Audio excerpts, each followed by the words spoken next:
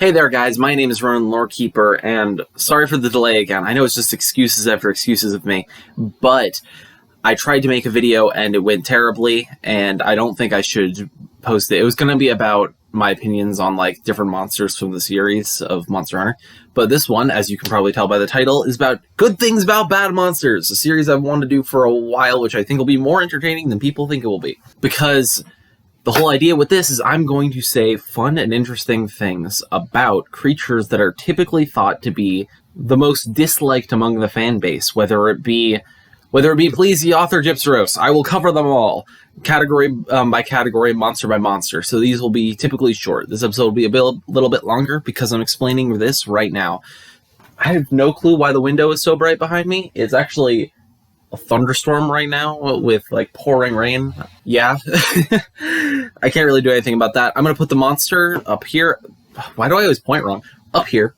I'll scoot over and I will talk about it. Today will be fairly easy since the place to always start is with Gen 1. And while I probably should just bring up the monster, I'm not, because it's pretty easy. I'm going to cover all the Dromes. Now I know what you're thinking. That's more than one monster. Does anybody really think they're more than one monster? Like I do, because I personally don't dislike most of the monsters in the series, and I'm fine with them as a whole. But most people don't think they're anything different from each other or have any redeeming qualities beyond, like, armor. So, let's get started.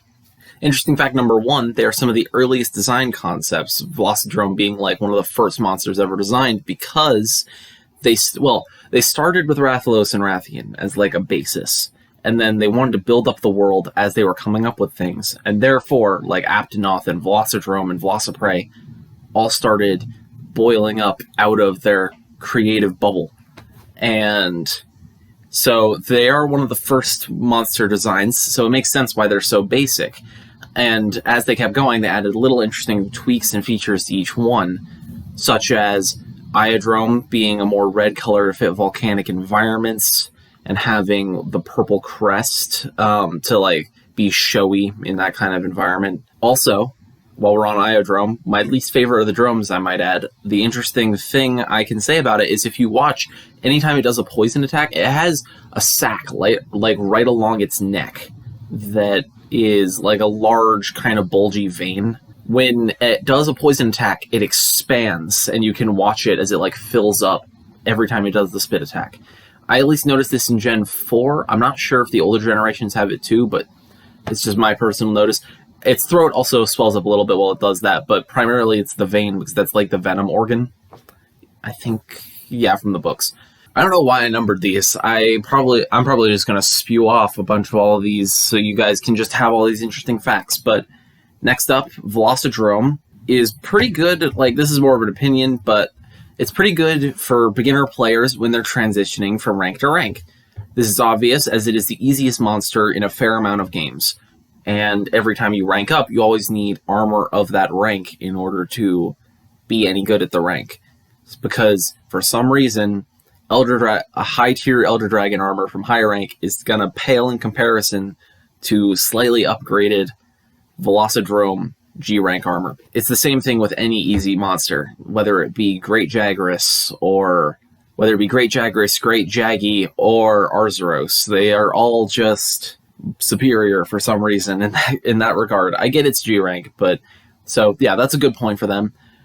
They're easy enough that they don't cause many issues during a hunt. Like, even if they are bothering you and knock you over once or twice, sure, that's annoying, but their health is so ridiculously low that you can just smack them a few times with your weapon if it isn't like a beginner weapon, and they'll just flop over dead, and you'll get a couple more materials to use for stuff, because their parts are used for random weapons. Speaking of weapons, Dromes have surprisingly good beginner weapons. Like, and I'm not saying insane or anything, but for instance, Velocidrome for you has pretty good dual blades. I'm a dual blade man, so it's really easy for me to point out stuff like that. But if I do notice, I do see Velocidrome being a pretty good basis for a lot of weapons, as his tends to have okay green to start out with, and not bad raw damage. They have no element, of course, but they also will upgrade into Gendrome, which has paralysis, and and I've seen a few different weapons use Gendrome before in builds, like early on, because it's a good source of early paralysis. Or unless he only shows up in high rank for some people, though I don't think that's ever happened in any game. But either way, while we're on Gendrome, interesting fact about Gendrome, well, this is less of an interesting fact, but he has a cool crest. Like, he has a cooler crest than probably the other Raptors, because it's very angular and really fits to his whole, like, desert kind of personality he has going. The colors also really match the desert in a way that doesn't make him just blend in with everything. Gaiadrome. This one I'm actually pretty fond of, because technically, for all intents and purposes, he is a subspecies of Velocidrome, or they're not really sure which one is the subspecies of whom, but in terms of like the creation of Gaiadrome as a concept, he's a Velocidrome subspecies, because, and I'm not saying that's what the books officially say, just mind you, I'm saying that the reason he became Gaiadrome is because of a subspecies, is because Gaiaprey used to be a subspecies of Velociprey. They used to be called white Velociprey, and they were a rare albino variant. Or subspecies, not variant. I really need to be careful when I say that.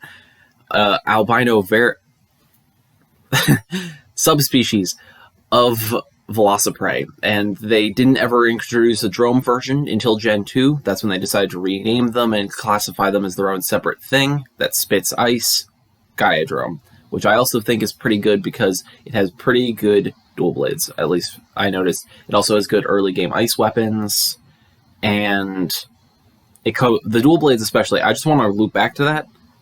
First off, they make Raptor noises. I know some of the Raptor dual blades make Raptor noises, but these ones in particular are extra noticeable. And it's one blade Gaiadrome, one blade Iadrome. And so it's poison ice at the beginning of the game, because Iadrome shows up almost immediately. I'm talking about Freedom Unite, by the way, making it some of the best early starting dual blades.